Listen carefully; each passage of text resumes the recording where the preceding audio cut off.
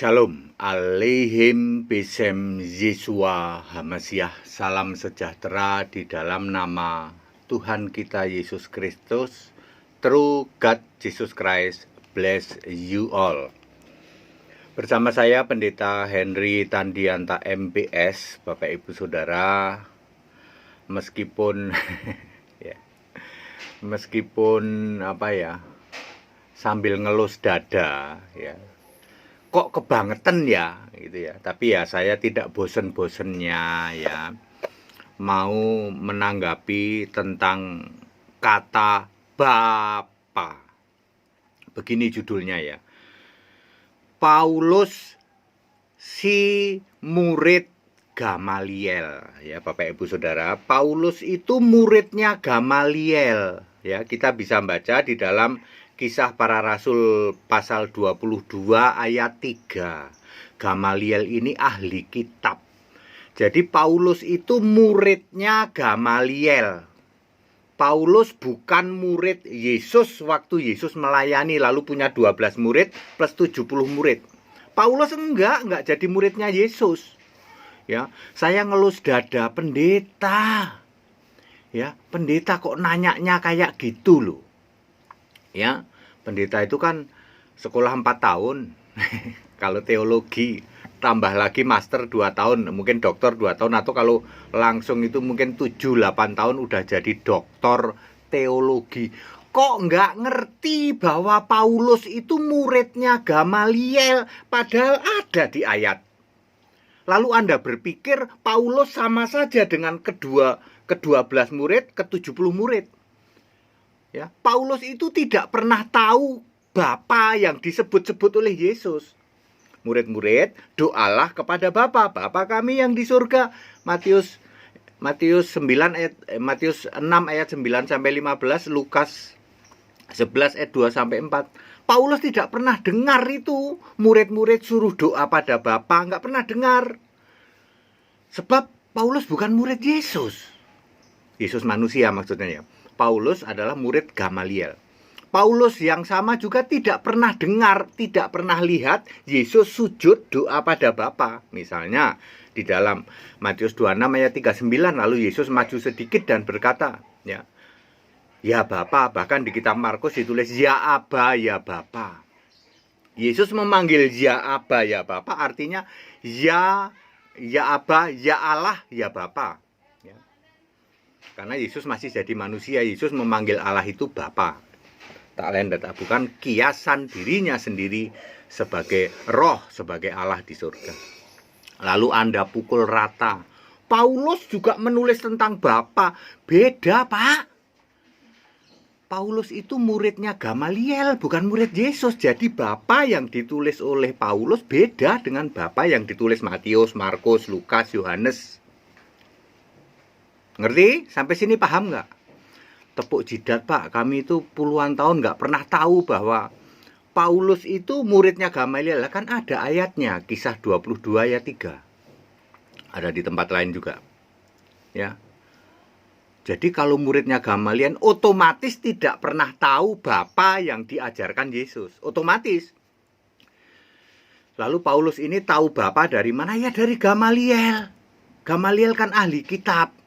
Lalu semua kata Bapa yang ditulis oleh Paulus, mulai dari Roma 1 ayat 7 sampai Filemon 1 ayat 3, karena Paulus itu menulis 13 sampai 14. Kalau Ibrani dianggap tulisannya Paulus, maka 14 kitab. Kalau Ibrani dianggap tulisannya Nathanael atau siapa itu 13. Paulusnya cuma nulis 13. Kalau saya sendiri sudahlah 14 juga nggak apa-apa Nathanael itu mungkin memang Ibrani banget, maka dia menulis Ibrani Oke. Jadi kata Bapa yang ditulis oleh Paulus yang banyak banget itu berasal dari Gamaliel. Gamaliel ngajarin Paulus di mana coba? Yesaya 9 ayat 5 seorang putra telah diberikan untuk kita, seorang anak telah lahir, namanya disebut penasihat ajaib, Bapa yang kekal, Allah yang perkasa, Bapa yang kekal, Raja damai. Bapa yang kekal itu yang diketahui oleh Saulus dari Gamaliel. Kan Gamaliel ahli kitab perjanjian lama maksudnya. Jadi Bapa yang kekal siapa? Seorang putra yang sudah diberikan untuk kita siapa? Yesus. Jadi Paulus itu tahu Bapa itu Yesus.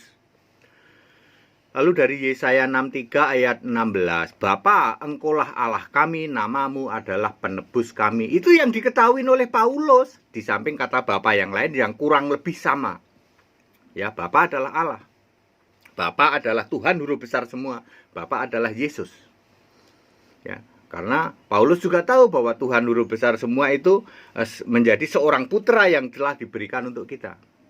Ya, clear sampai sini. Jadi kata Bapa yang ditulis oleh Paulus mulai dari Roma 1 ayat 7 sampai Filemon 1 ayat 3. Semua Bapa yang ditulis oleh Paulus beda dengan Bapa yang diajarkan Yesus ke murid-muridnya. Paulus itu muridnya Gamaliel, sementara 12 murid, 70 murid itu ya memang muridnya Yesus. Yesus memberitakan Bapa itu Bapa kiasan dirinya sendiri. Yohanes 16 ayat 25. Oke, mari kita uji contohnya Galatia 4 ayat 6. Perhatikan baik-baik ya, Galatia 4 ayat 6. Dan karena kamu adalah anak itu A-nya huruf kecil maksudnya anak Allah. Ya, karena kita ini anak Allah yang dilahirkan oleh Allah, yaitu di dalam baptisan ya. Maka Allah telah menyuruh, perhatikan, Allah telah menyuruh roh anaknya. Roh anaknya itu siapa? Iya, roh Yesus, roh Kristus ke dalam hati kita. Roh anaknya, roh Kristus ke dalam hati kita, maka kita bisa mengatakan ya Aba, ya Bapa. Kalau roh Kristus tidak ada di dalam hati kita, kita mengatakan ya Aba, ya Bapa enggak? Enggak. Ngerti? Jadi kita mengatakan ya Aba, ya Bapa karena roh Kristus ada di dalam hati kita. Jadi ya Aba artinya ya Kristus, ya Bapa, ya Yesus. Very clear, ya. Kalau roh yang ada di dalam kamu adalah roh jelmaan dari orang tua kamu, maka kamu akan mengatakan ya papi, ya ayah, ya dedi, ya ayah. Ya Bapa diganti ya ayah. Itu kalau rohnya papi kamu.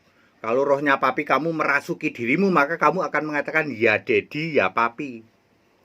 Ngerti? Karena roh Kristus ada di dalam diri kita, maka kita mengatakan ya Aba, ya Bapa, ya Kristus, ya Yesus. Very clear. Ini beda dengan Bapa yang dibilang oleh Yesus. Ya Aba, ya Bapa yang di dalam kitab Markus itu. Waktu Yesus di Taman Getsemani, Yesus juga bilang ya Aba, ya Bapa. Yesusnya masih jadi manusia, maka yang dia bilang ya Aba, ya Bapa, ya Allah, ya Bapa. Sebab Bapa itu Allah. Bapa adalah kiasan Yesus. Yesusnya Allah, betul. Makanya di sini Allah telah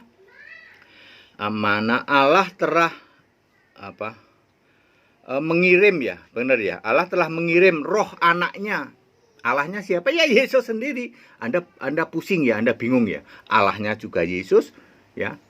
Roh Allah ya, roh anaknya juga Roh Kudus juga Allah. Bingung ya? Bingung.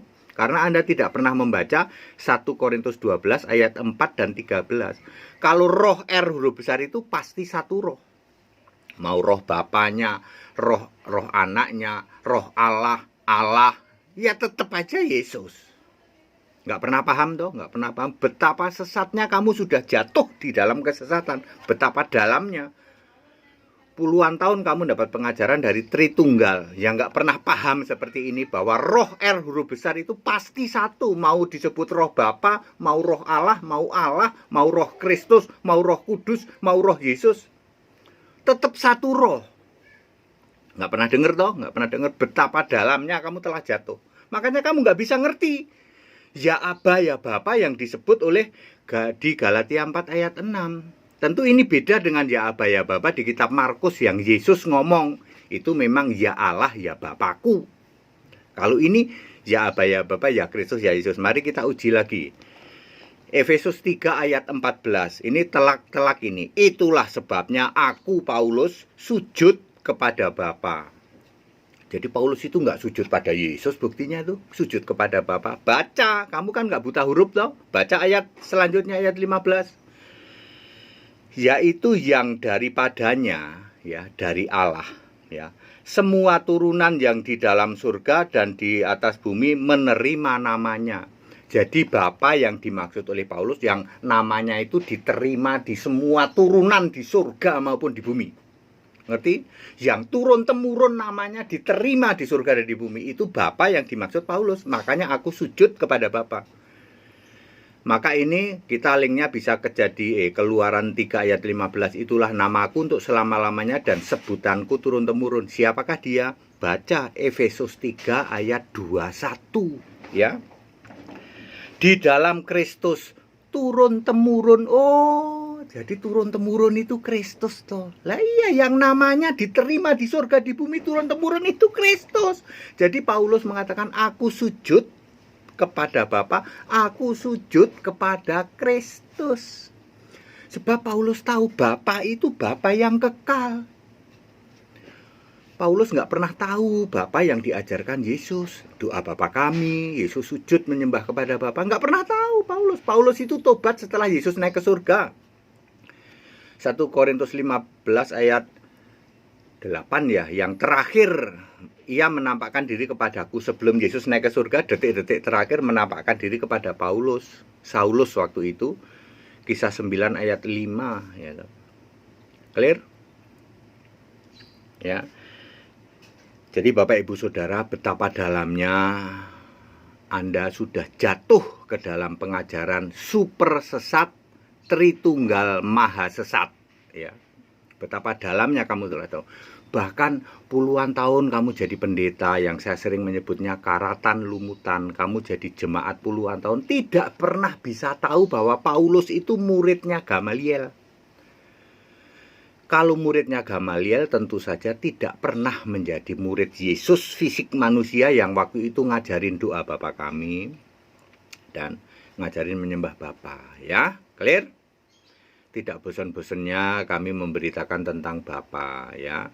Itu Bapa yang ditulis Paulus. Bagaimana yang ditulis lain Pak? Ya di 1 Petrus 1 kan sudah dijawab. Ada 17 sampai 18 kata Bapa selain yang ditulis Paulus. Ya kalau Anda baca mulai dari Kisah Para Rasul sampai Kitab Wahyu, selain kitabnya Paulus yang 14 itu, maka ada 17 sampai 18 kata Bapa. Dari 1 Yohanes, dari suratnya Petrus, dari suratnya yang lain juga, Bapa yang dimaksud itu 5 adalah Bapa kiasan Yesus, 13 diantaranya Bapa kekal ya. Jadi contohnya misalnya 1 Petrus berapa ya? 1 Petrus 1 ayat 7 kalau tidak salah ya. Kalau engkau menyebutnya Bapa ya itu Bapa yang kekal ya.